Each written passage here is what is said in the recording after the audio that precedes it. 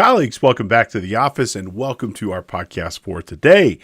My name is Steve Yoss, and this is Case Studies in Fraud and Technology Controls Part 2.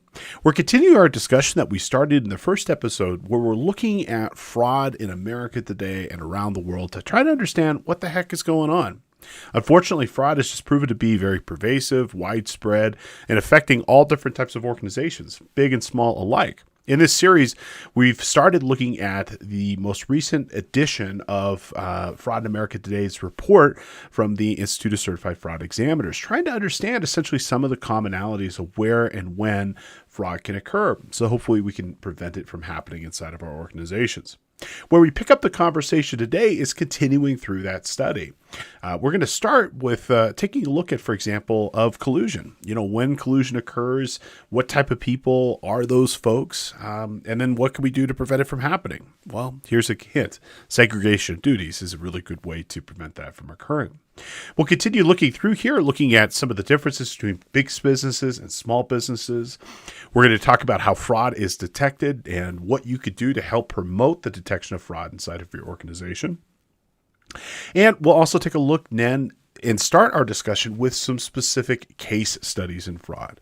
There's been a number of really interesting, high-profile instances of fraud that have occurred in the last couple of years that really we can glean a lot of insight and intelligence from. For example, looking at Elizabeth Mulder's case for her scam, which took over multiple years, stealing from friends and family, to the case of Rodolfo Olivas out of West Melbourne, Florida, stealing from his employer and more. In looking at those, and we'll have more to look at in future editions of this series as well, we can glean some insight to what the heck is going on and hopefully, again, get some tips on how we can prevent that from happening to us. All this and more in today's episode of CPE Today.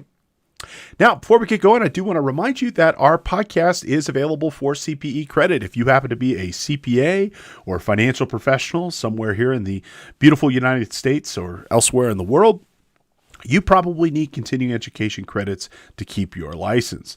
Well, listening to our podcast, whether you're watching live or listening on the podcast platform if you're choosing, you can get credits for watching or listening.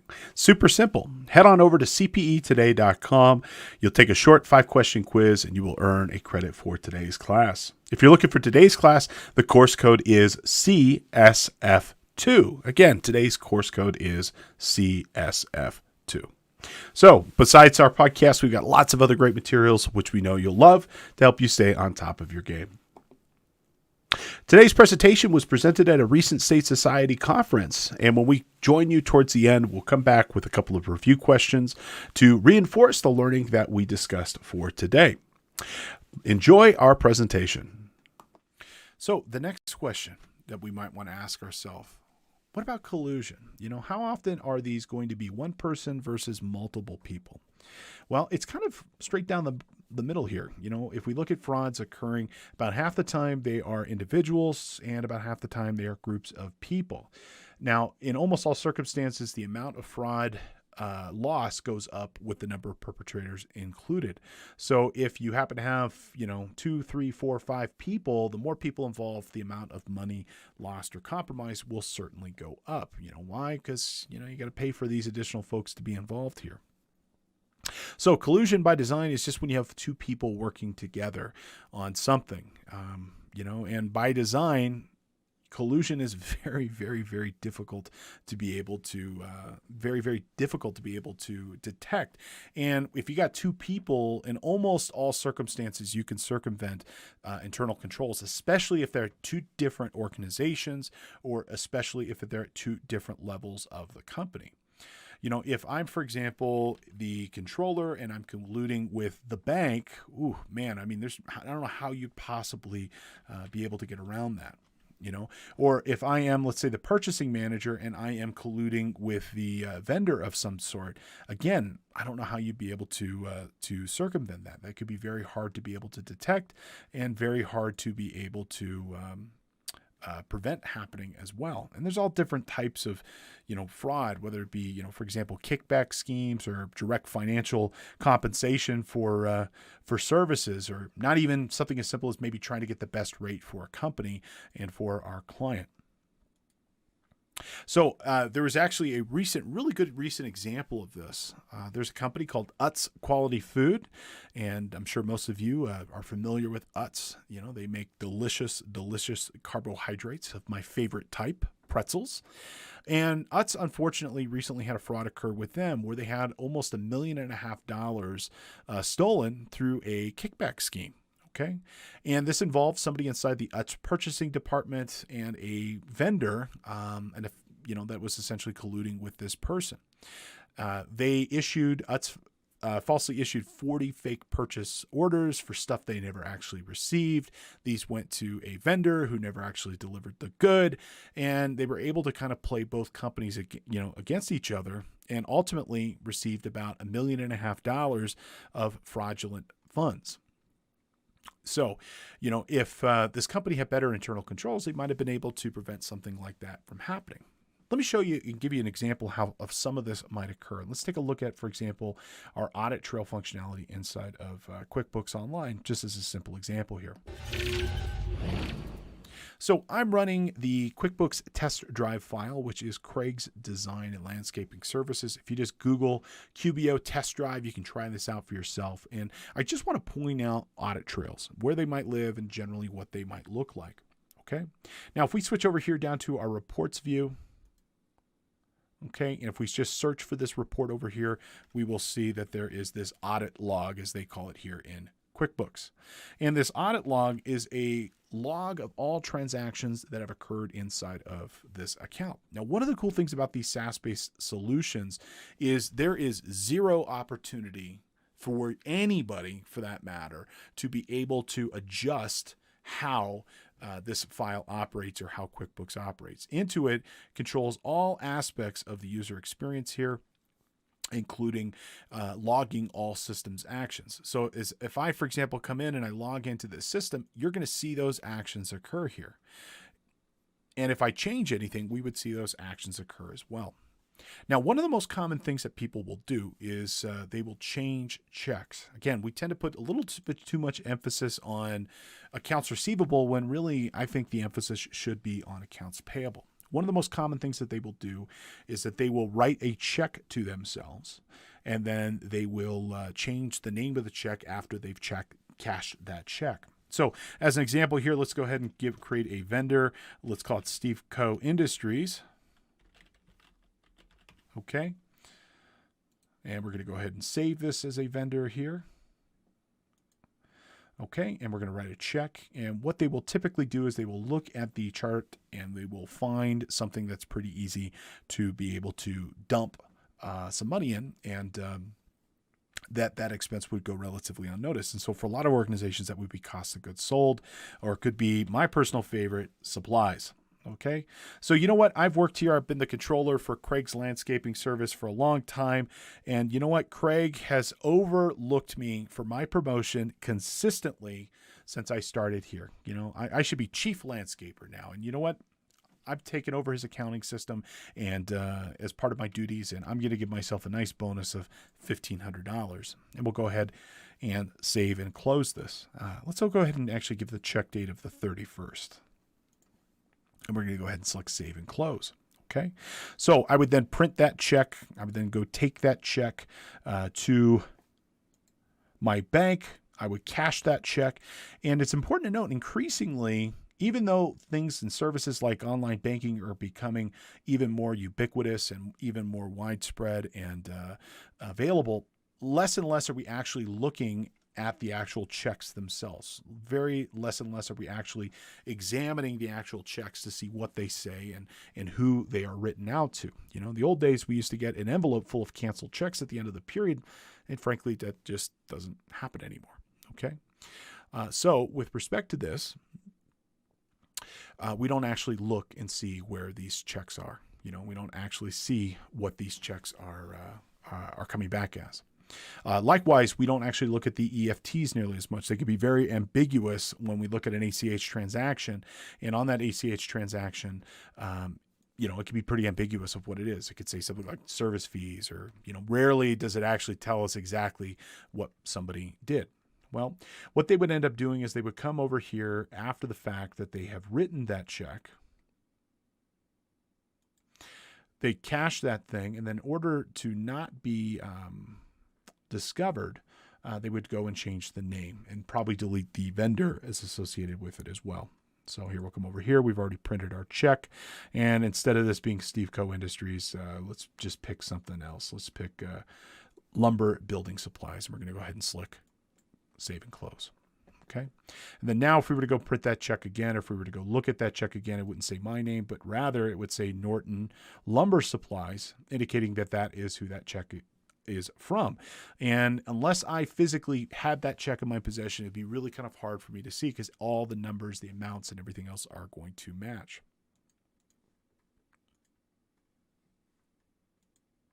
And so if we go and we look at our Audit Trail report, and this may or may not work because this is a sample file here, but hopefully it does. Let's see our audit log.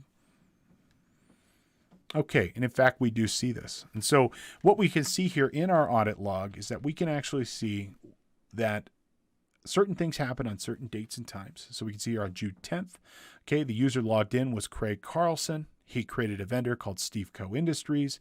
He created check number 71 for $1,500. Okay. And as we kind of look through over here, we'll actually see that Craig Carlson edited that check and changed it to a different person. If we click on the history of this, we can actually see the nature of this transaction, and we can compare this line by line. And we can see that, went from the printed stage to the editing stage. And if we look at this, we will actually see that the name of this check changed from one to the other. Likewise, if we click into the actual check itself and we click down here to more, we can see this transaction journal as well as the audit history of this particular transaction. We can see, and that's a quick way of being able to get access to this info. And so this is the great way of being able to track. This data cannot be adjusted, cannot be modified, cannot be otherwise changed to anything else. Okay. So once this information is committed to QuickBooks, it's there forever. Okay. Likewise, if we come over here and we delete this vendor, let's go try deleting that real quick. Okay. We'll come over here to Steve Co. Industries, and we're going to go ahead and delete this terrible vendor. Okay, let's see, batch actions. Let's see, go back one, actually. Come on, there we go. I think I need to scroll down here. Here's Steve Co. Okay, and we're going to come over here and we're going to go ahead. Oh, wait a minute. You can't delete things. In QuickBooks Online and many of these other accounting solutions, Dynamics, Acumatica, many others, it's perpetual. You can make something inactive, but you can't delete it. Once something is created inside of one of these solutions, it's there forever. And if we choose, for example, to make this client inactive or this vendor inactive, okay, it's still there. Okay, if we come over here to the right-hand side, okay, you'll see that there's this option that says include inactive. And the takeaway from this is that nothing in most accounting solutions ever is actually deleted. It's only what we call logically removed, where it's just not currently in that display. So by design, these cloud applications are so much more secure and better secure from an internal controls perspective than what we would ever get with on-premise technology, because we don't have access to modify anything with respect to QuickBooks. Now, there's one other thing I want to show you with respect to any accounting solution. It doesn't matter what we end up going with here, but rather a feature that is in any qualified accounting solution, which is the closing date. Okay, so if we come up here to Accounts and Settings, and then we come down to our accounting settings on the left-hand side here, which are in our advanced menu tab. There we go. Under our accounting settings here, what I want to draw your attention to is this option right here that says close the books. Okay, right now it's set to off. One of the things I hate about QuickBooks the most, and it doesn't matter if you're running QuickBooks Enterprise or QuickBooks Desktop or QuickBooks Online, is they don't follow accounting periods. It's everything is transactional, date-based. So you could post anything you want into whatever period you want.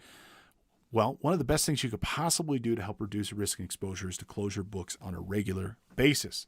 Go ahead and slide that little option right here. Turn that guy on. Give yourself a closing date, let's say of June 1st or May 31st, whatever you'd like. Okay. And then you have a couple of options. You can, for example, allow changes, but give that person a warning. It's like a nice slap on the wrist, does nothing for you. Or what I would recommend, allow changes after a warning and entering a password. And this is different than the password for the actual file itself. This would be something, for example, that the controller, CFO, CEO would do. Now, granted, if they're the ones committing the fraud, it doesn't really help you, but this would help, for example, against normal staff. But this little small thing right here is one of the absolute best things you could possibly do to reduce your overall risk and exposure.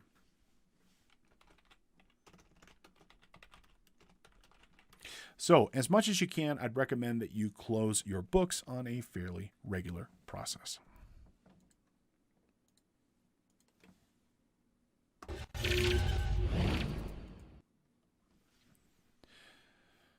Okay. Now, folks, I just want to point out, I actually did make one quick oversight. Our break is at 2:30 Central, 3:30 Central, not 2 or 12, just as a reminder for that. So we're going to take our break in about a half hour, so about roughly halfway through. Sorry, I just kind of get confused on the time zones as we're operating in several time zones at the moment. So hopefully that won't be a problem for you. I'm leaving the polling questions up as long as I possibly can. If you need to step away for a few minutes, by all means, make yourselves comfortable. Here is your next polling question.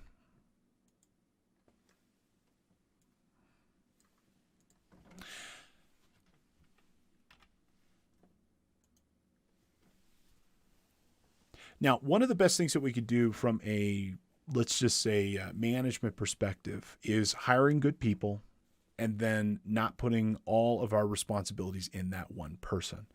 And what I mean by this is segregation of duties. We have a variety of duties that, whenever possible, should be segmented into separate people. Okay. So there are a couple of different categories that ideally should not be done by a single person. And if you're a large enough company, they should not be done by a single team, but rather distributed across a group of people or across a group of teams. And a lot of our risk of collusion can be reduced a lot. I'm not going to say eliminated, but can be reduced a lot by separating these duties into separate functions. So changing and having different people do different things is also a really good way of reducing our risk, kind of, changing it up from every time to time. But we want these duties separated into different people. Okay. The person who's authorizing something should not be the same person who's recording it. The person recording, this is the person preparing the source documents or putting together the reports that management's going to see. The person who is responsible for the custody of that asset, directly or indirectly. If it's the person who writes the checks, well, it shouldn't be the same person who authorizes the checks or reports upon the checks. The person receiving checks in the mail should be a different person than the person who's putting that data into the system. Okay. Now, no matter what, if you had to pick out one thing to be separated from the other three, it'd be reconciliation. Whenever possible, that should be done by somebody outside of the organization or outside of the organizational team that's responsible for whatever duty is being done. In terms of the impact of this, well, the more people involved, the higher the losses. One person, not so much you can do. Your average loss here is about $75,000. The more people involved, the more money is lost. At 2 people, it's $150,000. 3 or more, we start getting into some real money. Okay. So we all need to be involved with reducing our risk and exposure with respect to collusion. And I personally think the absolute best thing that you could possibly do is creating a good company culture and investing in good quality people. I'm not going to say I'm not going to say you're never going to find somebody who wouldn't do this, but if you create good, positive company culture, that'll usually do a pretty good job of help reducing your overall risk.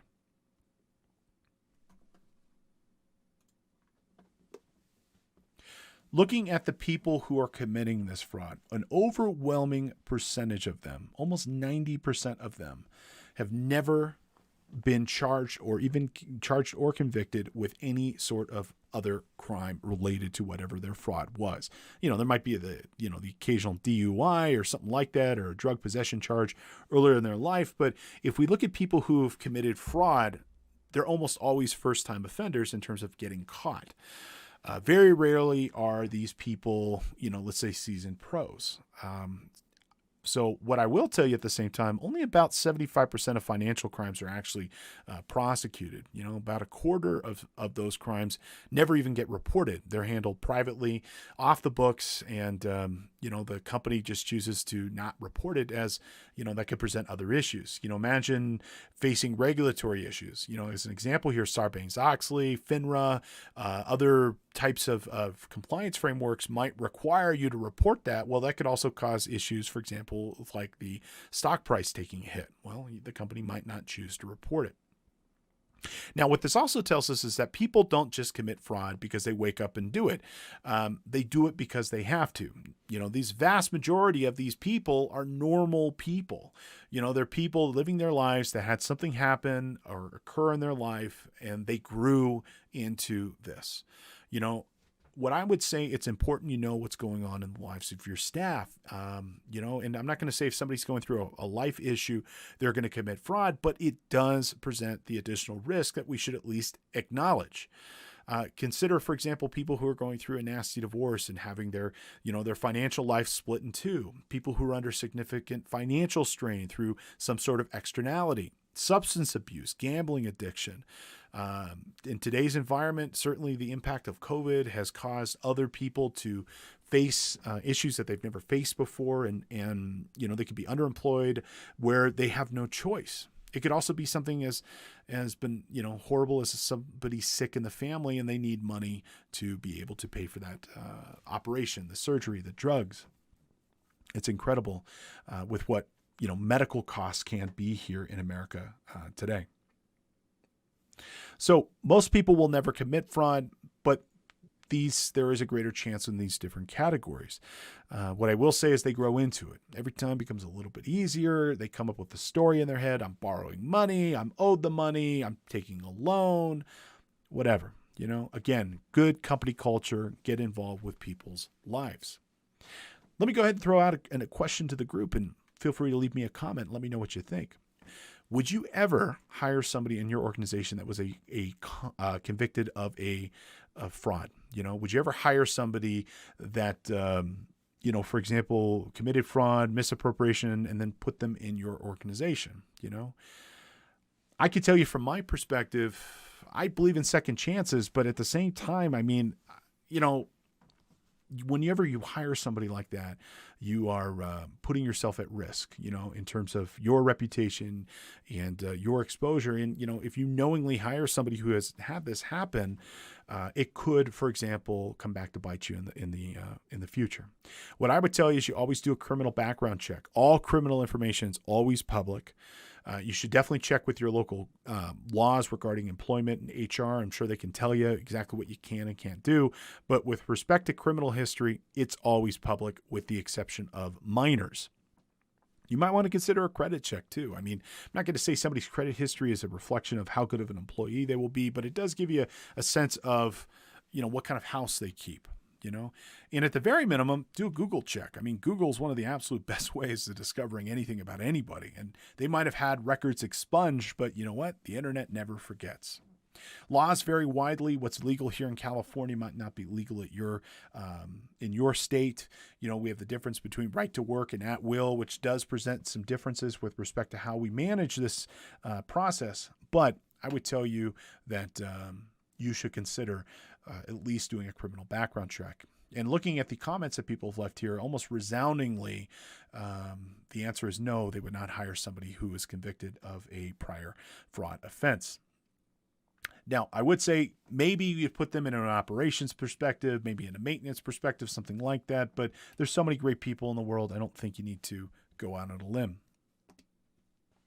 Now, if we look at types of fraud committed and the frequency of this, a vast majority of fraud is asset misappropriation. That's everything from stealing money to stealing inventory and everything in between. However, there's literally only so much you can walk out the door with. There's only so much you can physically carry in your arms. So people stealing pens or Post-it notes, that's really not my priority. Cash certainly is always going to present an issue. But again, there's not really much beyond the scope of physical assets that somebody's going to carry that people aren't going to notice. If we look at the high end of this, it only occurs about 10% of the time. It's fraudulent statements and fraudulent information. However, look at the dollar value loss of this at almost $1 million, $800K. And I'm sure it will only go up in future as the value of information exceeds. Well, who is this? This is our executives. These are our owners. These are people who get paid off of profit. Okay. People who get paid off of profit have an interest in changing the nature of the financial statements for stock options or to pump up the price of the shares and sell them off. People who get paid by hour, they steal money, they steal assets. Now, right here in the middle, these are your managers. Okay, these are your kickback schemes. These are your preferential buying, hiring somebody who's a family member, working with a vendor that's not giving you the best possible rate. That's going to come from your mid-tier people. So asset misappropriation, least expensive. Theft of information, most expensive. Let me go ahead and ask the group here. Feel free to leave me a comment. What do you think is the most expensive thing in your organization and the most detrimental if it were stolen? What do you think it is? Okay. I'd love to know what you're thinking. Now, on my part, I think the most expensive thing any company ever has is information. Your customer list, your unique competitive advantages, your intellectual property. You can't make that stuff back up. Information is always the most expensive. If you've got a really competitive advantage on something and that person who knows it leaves and goes to a competitor, they're not only stealing from you today, they're stealing from you tomorrow and every other year in the future. I've heard it time and time again with people leaving and starting their own businesses, which there's really not much you can do there. Yes, you could do things like covenants not to compete, but at some point it might not become useful or helpful. I more worry about people leaving and going to competitors. That's the thing that I would be most concerned about. Let's look at the relative risk of asset misappropriation. Now, we, again, always tend to put a lot of focus on stealing cash, and cash does help, or it can hurt you. It's about 15% of occurrences. But again, there's only so much cash you can steal before people will notice. Okay. A vast majority of this comes through accounts payable. It could be, for example, check tampering. It could be billing. It could be skimming. It could be any number of things. And if we look at the dollar value lost here, it is much higher. I would tell you certainly put controls on AR. AR is a pretty easy thing to be able to put in a good control environment. You could do a lockbox scheme as an example, where your checks for your payables are sent directly to the bank, and I'm not going to say you eliminate your risk, but you've essentially shifted your risk to the bank. It's a great way of reducing your risk and exposure. Another way that you could reduce your risk and exposure for billing is to utilize billing services like bill.com, where everything has to be paid electronically with multiple people reviewing it. Or you could use a sweep account or a zero balance account where they only cash the checks that are presented. And as long as you don't have a fox in the hen house, you should be okay with respect to using one of those services. Now, whether you're a big business, whether you're a small business, there are risks no matter what, but the risks are a little bit different. Big businesses, their biggest risk is corruption. They're so large that sometimes they're not able to determine what occurred and how it occurred inside the organization. Okay, if we're a smaller business, it's going to be our billing. It's going to be our accounts payable side of this that I would be worried about. Likewise, if we come down here, people overstating their expense reimbursements and submitting fraudulent receipts for things. So depending on the nature of your business, it would be something to consider. Now, what I will say, I think it hurts small business a lot more. I mean, think about an Apple. I mean, do you think Tim Cook really cares if, somebody goes out to lunch on a person, takes a long lunch period and maybe takes a family member and, steals $100, for a nice lunch at Morton's or something? Probably not. I mean, it's not material, but if you're a small business, that could be a lot of money, depending on what occurs here. Big businesses can absorb the losses. They also are large enough to have a lot of the control environment necessary to prevent that from even occurring. Okay, small businesses, not the same case. Now, if we look how fraud is actually detected, it's incredible. It really kind of shows you that controls, for the most part, don't really get you that far. If we look at how fraud is actually discovered and reported, a vast majority of it occurs outside of the company. Okay. A majority of it, almost 40%, comes from tips. Okay. That comes from people like employees and customers and vendors and competitors, reporting that it occurs, but it doesn't come from our controlled environment. It doesn't come from, the audit log and closing the books and user records and accounts and things of this nature. It just comes from somebody out of the kindness of their heart saying, hey, I think you should know about this. Other major factors that we did cover this: internal audit, management review. Certainly these can be helpful and effective at 15% and 30%. But I just want to point out, if we look at outside of the company, if we consider, for example, tips at 40%, if we look at by accident, 7%, if we look at external auditing, if we look at, for example, notification by police and confession, about half will come from outside the control environment. One of the most effective things you could possibly do is give people the opportunity to let you know when there's a problem. Okay. If we look, tips are a fabulous way of being able to uncover issues inside of our company, with a vast majority of the tips coming from people inside the company themselves, your employees, or it might be your vendors or even your customers. They're people that know the organization. If you give them the opportunity to do something honest, to report it, they probably will do so. Okay. But if they're not given the opportunity, well, I don't know. I mean, very rarely are people going to walk up to you and say, hey, this is what happened. I think if they're given, for example, the opportunity to report it anonymously through a phone tip service, an email, something, I think you have a much higher likelihood of getting it reported. And there's no reason not to have a tip line or a tip email. I mean, it doesn't cost you anything to have an email or even really a phone number these days. So why not have it?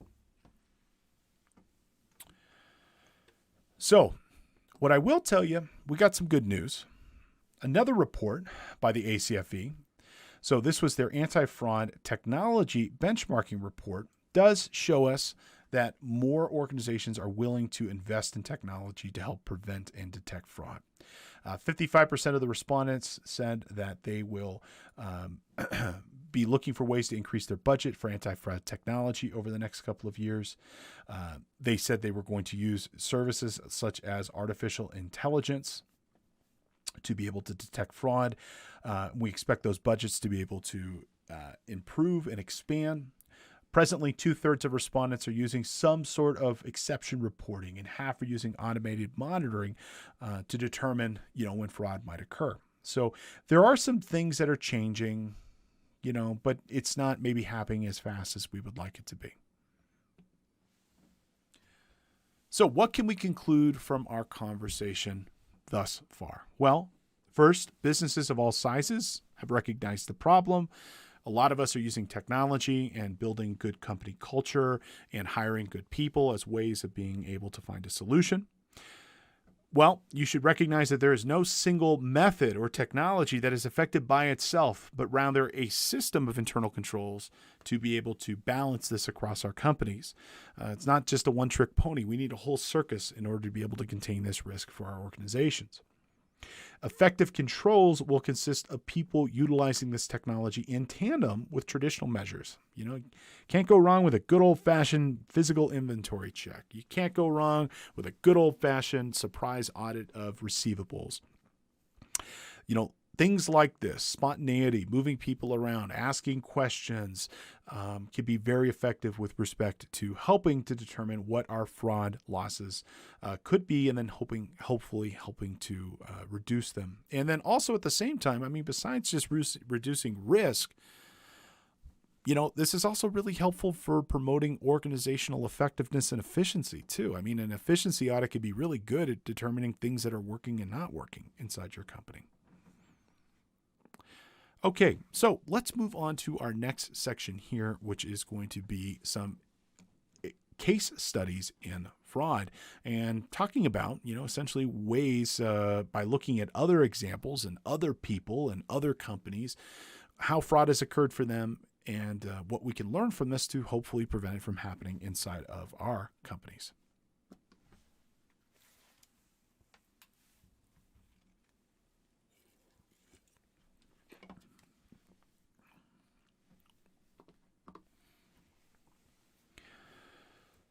So one of the things I thought I would lead off with is that fraud might not occur from the people, you think it might occur from. I always used to think, that you'd be able to recognize, oh, that person right there, that's a fraudster, that's for sure. Maybe they'd show up, for example, to our office, wearing the striped shirt, that you would see from like the 1900s, for the prisoner gang or something like that. The reality is fraud can kind of occur from people you would not necessarily think. According to as an example of this, according to the FBI, since 1990, the number of male embezzlers have increased by 4%. However, at the same time, the number of female embezzlers has increased by 40%. The ACFE said that some of this is reflective also in the dollar amounts that people have stolen as well. When men are involved, the median loss is $156,000, whereas when women are involved, the median loss is only $89,000.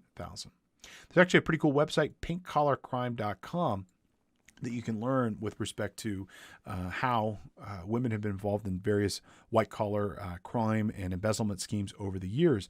And from this website, you can look at a lot of different studies that will show that women are actually involved in more embezzlements than men, although in these particular cases, it's usually less money involved.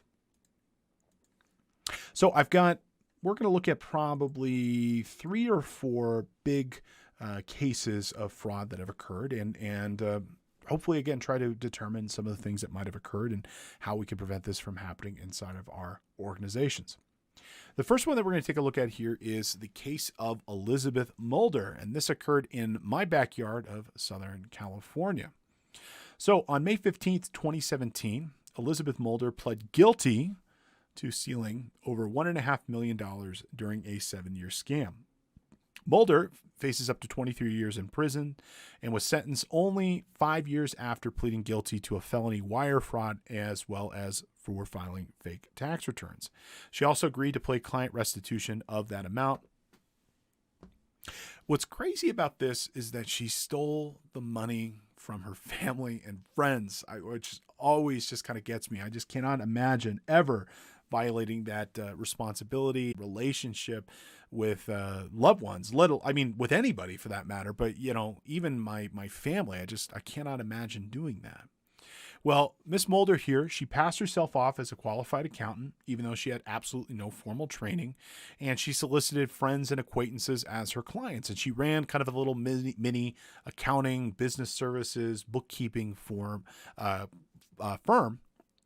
and she would handle, everything from simple bookkeeping to filing their tax returns, and I believe even some payroll services from time to time as well. So once she gained the trust of her clients, she began to divert the tax payments to her own bank account. And the way she did this is that she made checks payable to literally income tax payments. Okay. Most banks will cash any check that you give them, as long as you've got the necessary paperwork to do so. Well, here in the great state of California, I'm not sure if she filed an incorporation for that name or she maybe just filed a DBA. Well, she was able to start some sort of entity with the legal name of income tax payments. She then went to her bank account, showed them the necessary paperwork, and was able to cash checks written out to income tax payments. I mean, what the heck were people thinking for allowing that to occur? So clients would write a check thinking they're writing a check to the Franchise Tax Board or the EDD or the IRS, and she would just take that check and cash it, and once she had her client's money, she used it for whatever she wanted, vacations, jewelry, horse rental.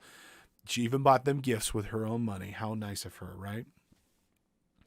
So if you'd like, there's a really good YouTube video that's included with the materials. If you'd like to kind of read a little bit and hear a little bit and watch a little bit more about her case. But let's talk about some of the crimes that Miss Mulder was charged with. Well, she was charged with diverting 77 checks made out for tax payments from a hair salon run by 2 of her friends. They thought they were paying payroll and their taxes. In fact, they were paying Miss Mulder. She was charged with drafting 44 checks from a travel agency that she wrote checks out of to pay their bills and to pay their tax payments to her company, Income Tax Payments. She was charged with stealing for more than $200,000 from a Pilates studio, and she even took out loans in the name of the business and signed on behalf of the business as well.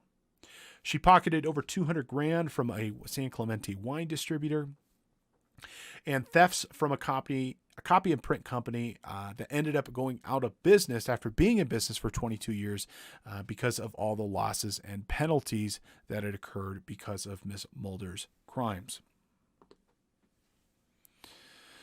So what's interesting with this is that, all the present elements of fraud are there. She had some sort of need. I guess maybe it's to live a life that she wasn't earning herself. She had opportunity in the event of writing checks for her clients. She had the rationalization of whatever way she came up in her head to make herself feel better about what she was doing. Again, I find that to be quite shameful, but unfortunately, that's still quite common amongst these people. And there's a lot of commonalities that would occur between her and many of the other frauds that we see in the news. Now, as a kind of a postscript to this, what's really kind of horrifying is that all those clients actually still owed the taxes, that she had been stealing. In this particular case for that print and tax shop, or the print shop that ended up going out of business, the owner is still dealing with the payments for the tax agencies. The tax agencies are like, well, you should have known better. And in a lot of instances, they're probably right. But the fact that they got defrauded doesn't change the fact that these companies still owe the taxes to the agencies that they were working with. And so the Franchise Tax Board, the EDD, the IRS is still going after many of these clients to get them to pay.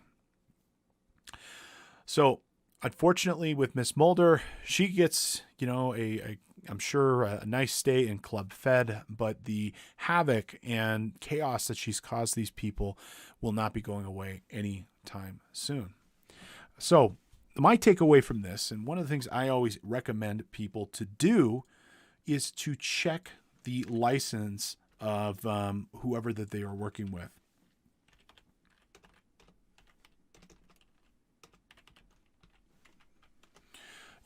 I make it an active effort to check the professional license of any person that I am working with inside of my organization. And I want to ensure that not only are you say who you are, that the addresses match, if it's a contractor, for example, they have all the necessary insurance and permits and bonds that are in place. Because you never know. There's so many people in the world today that it's pretty easy to be able to commit identity theft and portray yourself as somebody else. Now, I'd like to think I wouldn't have to do this, for example, for, a good buddy or a client that I've known for a long time, but you never know, and it's always kind of worth checking in on yourself or checking in on the people that you're doing business with. Let me give you a quick example of this. I'm going to switch over here to the Department of Consumer Affairs in the great state of California. Okay. And in California, as in many states, you can look up this information as easy as just doing a Google search. And here in the state of California, you need a license to do just about anything here. And we have several different boards and groups and licensing bureaus for just about everything, from veterinarians to structural pest control to pharmacy to whatever. And for other professions like medical, you can certainly look up at the California Medical Examiner. And for legal, you could look it up with the Attorney General in the Department of Justice. Well, here, we come on over here to the Board of Accountancy. I can go ahead and put in a name. Okay. And you can go ahead and check the license of somebody, So over here, here's my license, 109744, something I'm very proud of. And we can see, in fact, here that I am licensed. My license is clear. You can see when and where I was issued, as well as when my next expiration will be. And I think it's always useful to be able to check the license of whomever you are working with. They should be very forthright with that information too, This is a great way of ensuring that whoever you're working with is, in fact, the correct person and not, in fact, someone portraying themselves as somebody who they are not.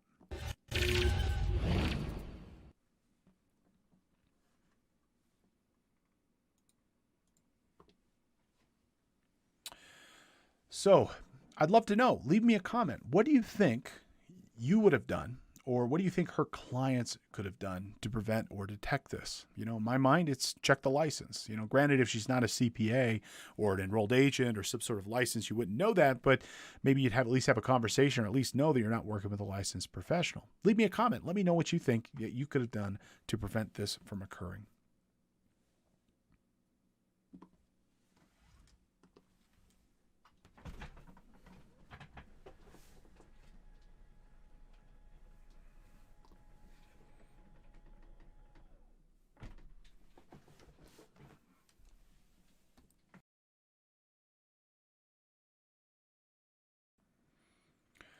So in our next case, we are going to go ahead and take a look at the case of Rodolfo Olivas.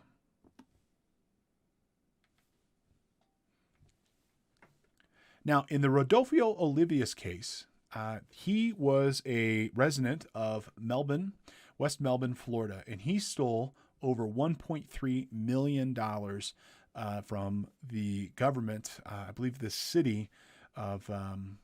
No, I'm sorry. In this particular one, Mr. Rodolfo ended up stealing from his employer, Hill Inc. Okay. Now, Rodolfo here, he ended up using fraudulent credit card transactions as well as writing company checks for his personal expenditures. Okay. Mr. Rodolfo here ended up racking up over $1 million in fraudulent charges on an unauthorized American Express account for his employer, and wrote approximately $291,000 in fraudulent checks. Okay. Now, the transactions in question here go back all the way to 2010. And although we don't actually have perfect records for this because Rodolfo here started in 2001. So why would it have started 10 years later? I'm sure there might have been circumstances that would have allowed him to maybe take money even earlier than that, but maybe we just don't have the records. And that's often the case. Often more will go on than what we can actually find records for. Okay, so Mr. Rodolfo here was his fraud was discovered while he was on vacation and another team member was performing his duties. And according to police reports, he had used the money to lead a relatively lavish lifestyle. How nice of him. Well, he used the funds to pay for cruises, vacationing at Disney properties, buying season tickets to the Tampa Bay Buccaneers, and others. It's reported that he even took colleagues and coworkers to these games. I guess nobody bothered to ask, hey man, how you paying for all this? Detectives also reported that Mr. Rodolfo here had a history of substance abuse and that pretty much his life had been spiraling out of controls. Well, what had occurred and how did this go down? Well, he was in charge of purchasing and payables for his company. In the words of the detective, he was the sole person that was over all of that stuff. He was able to input information into the work computer using false entries that showed him doing one thing, but it was actually checks written out to him. What did we take a look at earlier? If you can't delete things, people can't change them after the fact.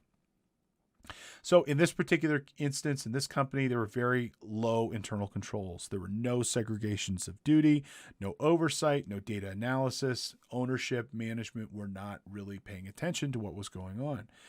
It was said that the owner and the family trusted him like he was a family member. The police said that he did not make any. Police said that Mr. Rodolfo here did not make any significant purchases, but rather his addiction, kind of spiraled out of control, and he just kind of did what he needed to do. And just like with the other case, there's a really interesting video, if you get a second and you want to watch it, that I'm taking excerpts from that kind of talk about his case and what had occurred here. Sorry, I get some of these a little bit confused. Unfortunately, there's so many instances of fraud coming out of the state of Florida that often you can kind of get it confused in your head. But in Mr. Olivas' case here and Mr. Rodolfo's case here, really, I think it's a good example of creating an environment where this fraud could not only occur, but go on and prosper. I don't understand how a company could have an unauthorized credit card? I just don't get it. I mean, wouldn't the controller have gotten the receipts, the bill? I mean, who was paying it? I mean, wouldn't the ownership notice 100,000, 200,000 coming out of the business in a given period? That's not always the case. So the question I'll leave to the group here: what could have or should have Olivia's employer done to prevent or detect this? Go ahead, leave me a comment and let me know what you think. All right, colleagues, welcome back. Let's go ahead and wrap up with 3 quick review questions in the context of the materials that we just discussed today. Man, there's just so much with respect to fraud and identity theft and data breaches, and all this is kind of like so interrelated with each other. There's so much to learn. But let's go ahead and discuss some review questions on today's specific topics. All right, our first review question: which of the following statements is generally true about collusion and fraud? Is it collusion is not a material factor when considering fraud? No way. Collusion definitely can be material, and it can definitely get pretty large depending on the number of perpetrators. Frauds with 2 perpetrators are more costly than frauds with 3 perpetrators? Nope. That's not correct.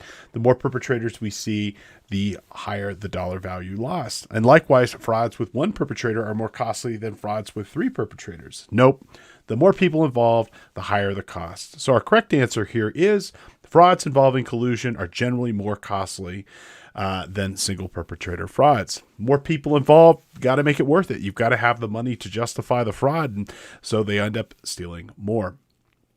Our next question: according to the Association of Certified Fraud Examiners, which of the following accounts for the most fraud detections? Okay, is it IT controls? I'd like to think so, considering I primarily work in technology, but sadly, it's not that, although it certainly can contribute. Is it external audits? Nope, not going to be there. Unfortunately, with collusion and fraud by its design can be very difficult to detect, and so it's only going to capture a very narrow band of fraud that is being perpetrated. Okay, is it surveillance and monitoring? That could certainly help, but that's not the best method. The best method, believe it or not, is going to be tips. So I would strongly recommend that you have a tip hotline, tip email, something that you can allow for your staff, the public, whomever, to be able to submit information if they happen to see fraud occurring. All right, our third review question: how much has embezzlement increased by gender since 1990, according to the FBI? So this kind of goes back to the phenomenon that we're seeing with the increased women being involved in perpetrating fraud. And is it going up by 8%, by female for 4%? Is it male going up by 4% and female going up by 8%? Or is it something else? Well, the correct answer here is male embezzlement has increased slightly by 4%. Female embezzlement, however, has gone up pretty dramatically since the 90s, up to 40%. So that brings us to the end of our class today. So today we discussed and continued our review on fraud in America today, looking at the examination of the reports. We've also started to go into some of the examples of fraud using some compelling news stories that have occurred in the last couple of years.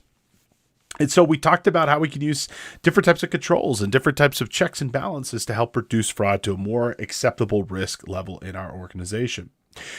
In the next episode, we're going to continue this discussion looking at some different examples of fraud in America today, looking at a few more case studies, and then we're going to go ahead and start looking at IT general controls and then application controls. So much more great information coming. Please stay tuned to the series, as I think it'll be very helpful for you to understand the risk and dangers of fraud occurring in America today, and hopefully glean some information to help better safeguard your organizations.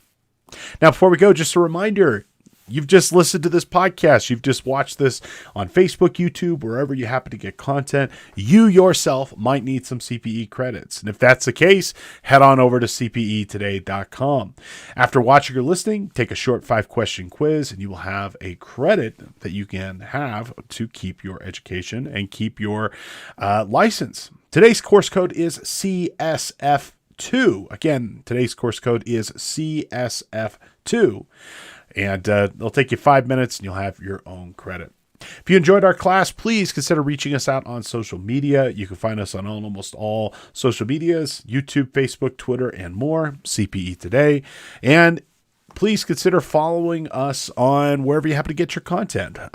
We produce this show live twice a week, Tuesdays and Fridays, or at least we try to most weeks. But if you can't watch us live, please consider reaching out and following us on Apple Podcasts, Spotify, or wherever you happen to get content. If you enjoy our content, please leave a review. It helps inform other people and spread the word about our show and hopefully get some more traction. It's always a pleasure being with you. Thank you so much for your time and attention today. Best wishes, and I'll see you back in the office the next time around.